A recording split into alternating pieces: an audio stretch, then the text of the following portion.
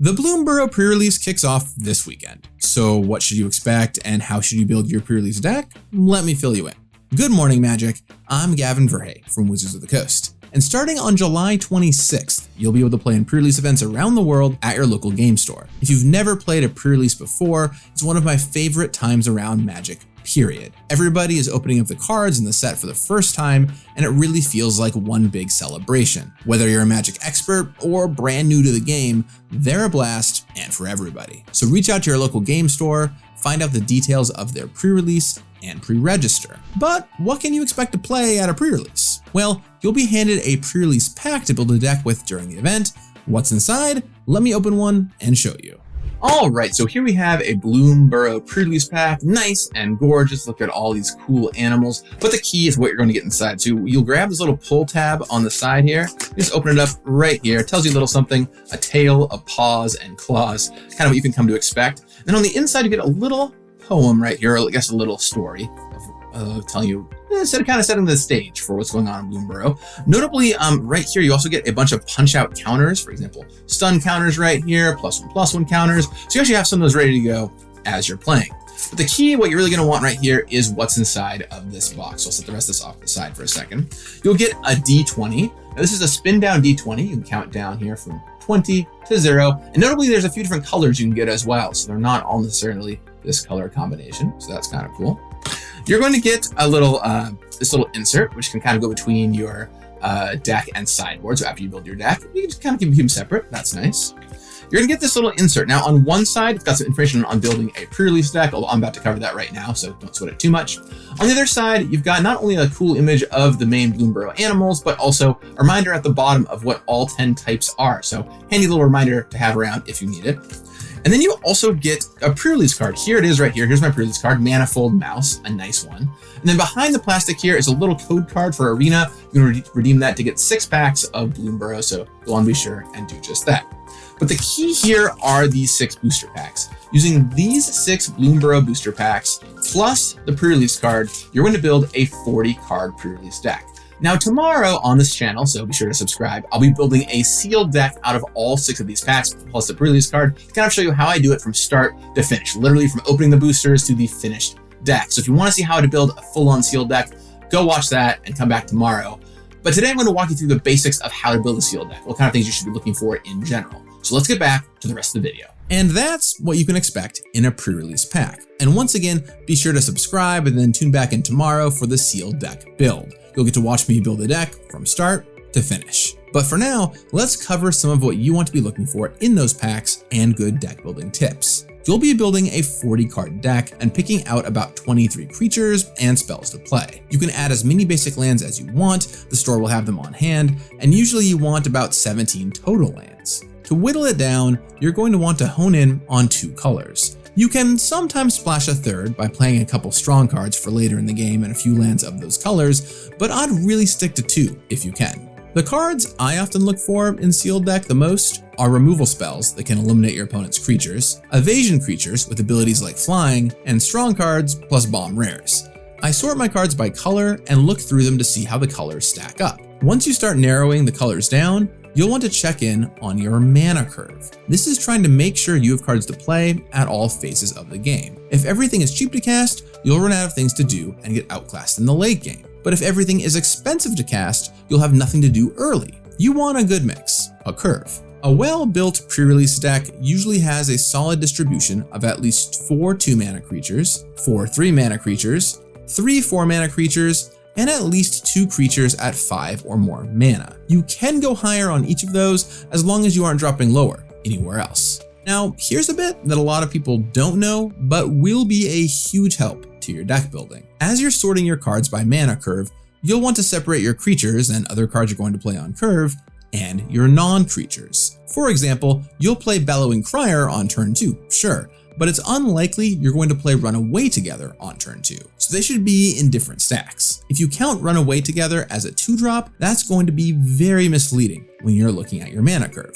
So what I do is make a curve of cards I'm going to play on that turn, mostly creatures, but also sometimes artifacts and enchantments, on top, and then below, I put the spells I won't play that turn. Try it out, it can make a huge difference. Okay, so you have an idea of what to look for and how to lay it out. But how do you know what you want to find in picking your colors? Well, one thing we build into our sets are 10 2-color combinations, each with its own theme. You don't have to play that strategy if you're in that color pair, but it's a good direction to keep your eye out for as you build your deck. And in Bloomburrow, these are the 10 different archetypes of main animals in the set, so you can find a good direction just by honing in on some types. But let's break down what all 10 are. Starting with blue-white, this is an unusual one. Flying with non-flying. These birds like to team up as they pick up creatures and help them out. Finch Formation and Seedpod Squire are 2 examples of doing this at common, and there are others at higher rarities to check out too. And hey, if you don't have the non-flyers, then you can just beat them down in the air. Plume Creed Mentor, the Signpost Uncommon,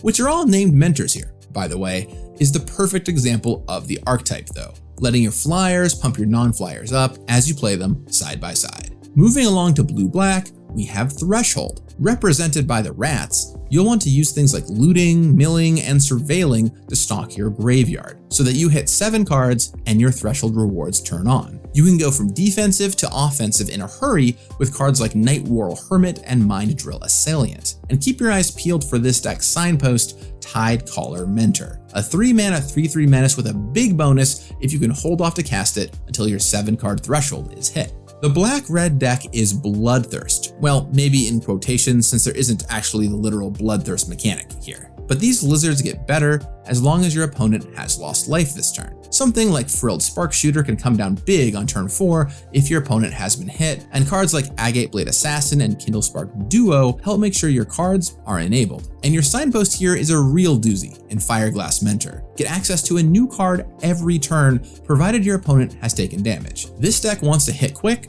and never let up. Red-green is Expend and full of raccoons. This is fairly straightforward. Red-green beatdown, playing bigger spells to help trigger the expend on cards like Roughshod Duo or the Signpost Uncommon. Wandertail Mentor. Make mana and trigger on expend? It's exactly what this deck wants. Green-white, in no surprise for the rabbits, wants to go wide. Make lots of tokens and flood the board with creatures, then pump up your team, or just use something like the Signpost Burrowguard Mentor to have one huge trampling creature. That's certainly the potential for a large 2-drop. White-black is a little trickier though, with gain or lose life.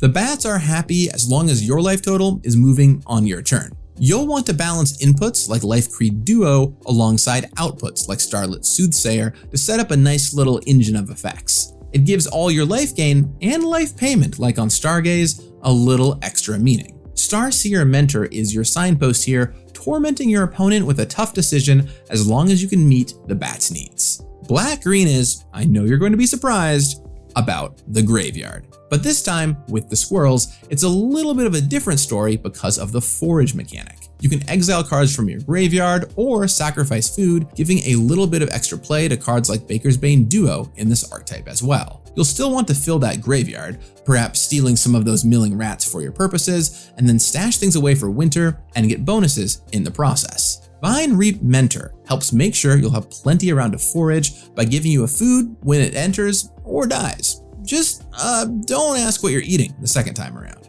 Blue-red is another one you might have seen before. Non-creature spells. This prowessy deck featuring otters wants you to play creatures that care about non-creatures, like Lightshell Duo and Tempest Angler, and then sling some spells to make them larger. This makes for your classic kind of spell slinger style of strategy. And giving you fuel for that in its best Goblin Electromancer impression is Stormcatch Mentor. Reducing costs and having prowess himself, this guy might put Electromancer on the run. Steady your courage, because it's time to be valiant in red-white. These mice want to be targeted once per turn to trigger their abilities in this aggressive strategy. Look for cheap spells like Might of the Meek to trigger Valiant cheaply, or cards like Bramble Captain Guard, which can trigger Valiant for free turn after turn. Seedglaive Mentor hits exactly what this deck is trying to do, slamming in fast and then going to keep the pressure on. Maybe it'll be your opponent who has to be valiant to have a chance of defeating you. And finally, the big question. We ask it every time, is blue-green ramp? Actually,